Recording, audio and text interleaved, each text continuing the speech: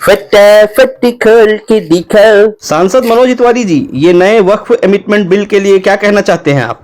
ये जो वक्फ संशोधन का जो बिल आ रहा है, ये हमारे मुसलमान भाइयों के भलाई के लिए है, उनकी उन्नति के लिए है। पहले क्या है, ये वक्फ बोर्ड जिस जमीन पर अपना अधिकार बता दे वो जमीन उसकी हो जाया करती थी, कोई कोर्ट के रास्ते से अपील नहीं कर पाता था। इससे बहुत से लोगों को दिक्कतें होती थी। लेकिन ये जो नया बिल है, इससे ऐसी बातें नहीं होंगी। कोई अचानक किसी जमीन पर नहीं बोल सकता और सभी को अधिकार होगा कि वो इसका विरोध करे और अपील करे न्यायालय जाकर। अरे इतवारी जी, इतने बड़े पद पर हो फिर भी व्हाट्सएप यूनिवर्सिटी का ज्ञान पेल रहे हो। अरे वक्फ अधिनियम 1995 के अनुसार कोई भी ट्रिब्यूनल के आदेशों के खिलाफ अपील कर सकता है, वो भी सीधे high court, lower session court का टेंशन खत्म। आप लोग सीना तान के झूठ बोलते हो कि ऐसा कुछ नहीं है, नई सुनवाई होती है। अरे सैकड़ों केस चल रहे हैं, उसके आदेश आ रहे हैं, वो क्या है फिर? आप लोगों को तो सिर्फ बहाना चाहिए मुसलमानों को परेशान करने का और अपनी जेब भरने का। अगर ऐसी बात है तो आजादी के इतने साल बाद भी हमारे मुसलमान भाई क्यों गरीब हैं? जवाब देना होगा आपको।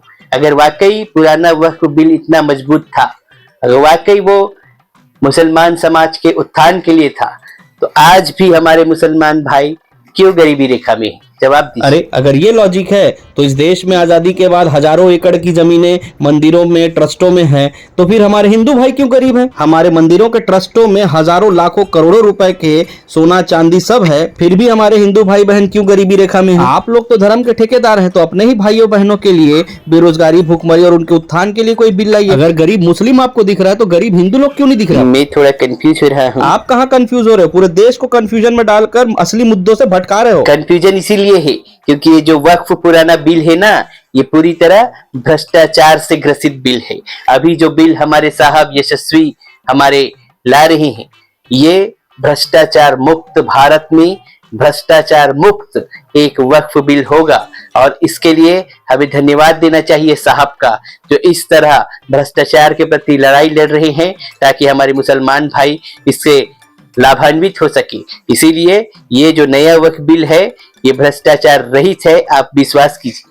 अच्छा, विश्वास करेंगे? अरे पीएम केयर फंड का आज तक कहाँ गया पता नहीं चला, नोटबंदी का क्या फायदा हुआ पता नहीं चला, चंदा लेके गौ माता तक को कटवाने के लिए छोड़ दे रहे हैं। देश दुनिया के सबसे बड़े बड़े भ्रष्टाचारियों का बुके सजाकर बड़े बड़े पदों पे उनको बैठा के रखे हुए हैं। उनका लंगोटिया दोस्त अमेरिका में भ्रष्टाचार में पकड़ाया, यहाँ सेबी की डायरेक्टर से भ्रष्टाचार में पकड़ाया है, और हम विश्वास करें कि ये एकदम भ्रष्टाचार मुक्त करने के लिए है? इतना बेवकूफ समझते हो क्या हम लोग? बताइए आप हमें क्या समझते हैं? मैं फिर से थोड़ा कंफ्यूज हो रहा है। कंफ्यूजन किस बात की? देश में हिंदू मुसलमान करके पूरे देश का पैसा खा रहे हो। ऐसी कोई बात नहीं है। हम बता रहे भारत जो ये वक्फ बिल लेकर आ रहा है, इससे पूरी दुनिया की निगाहें हमारे भारत देश में है। हमारे भारत देश को आज पूरा विश्व देख रहा है कि कैसे ग्लोबल लीडर, क्षमा कीजिएगा, ग्लोबल लीडर ये वक्फ बिल ला रहे हैं। पूरा दुनिया आज थर्राया हुआ है और हमारे साहब का डंका बज रहा है। डंका पूरे विश्व में डंका बज रहा है। अमेरिका से ट्रंप जी का भी फोन आया था कि वो भी अपने अमेरिका में ऐसा बिल लाना चाहते हैं। हम क्या करें, हमें बताइए। ऐसा करके उन्होंने हमारे यशस्वी जी से राय मांगी है। पूरी दुनिया में डंका बज रहा है साहब, घंटा बज रहा है। अमेरिका आज हमारे सामानों पर 26% टैरिफ लगा चुका है, ट्रेड वॉर छेड़ चुका है, और कनाडा, इटली, ऑस्ट्रेलिया के प्रधानमंत्री ने इसका खुलकर विरोध किया है। और हमारे विश्व गुरु ग्लोबल लीडर डंकापति क्यों इस सब मामले में चुप है? जब छोटे छोटे देश इतना चिल्ला रहे हैं तो साहब क्यों चुप है? इसका असर शेयर मार्केट, जीडीपी और अर्थव्यवस्था पर कितना पड़ेगा? महंगाई कितनी कमर तोड़ी, पता है आपको? की चाल है, ये सब बदनाम करने का है। और ज्यादा अगर तुम बोलोगे तो फटाफट खोल के दिखा देंगे, बता रहे हैं। क्या दिखा दोगे? दिख तो रहा है। वक्फ बोर्ड के नाम से बिल लाओगे, जमीनों को अपने दोस्ती यारी में बांटोगे, और देश में हिंदू मुसलमान के प्रति नफरत फैलाकर सांप्रदायिक हिंसा करवाओगे। फिर से कंफ्यूज हो रहा है। सीए, एनआरसी, ट्रिपल तलाक, ये सब सांप्रदायिकता फैलाने के लिए तो था। वैसे कुछ खाओगे ईद के मौके पर? मैं ऑमलेट खाऊंगा।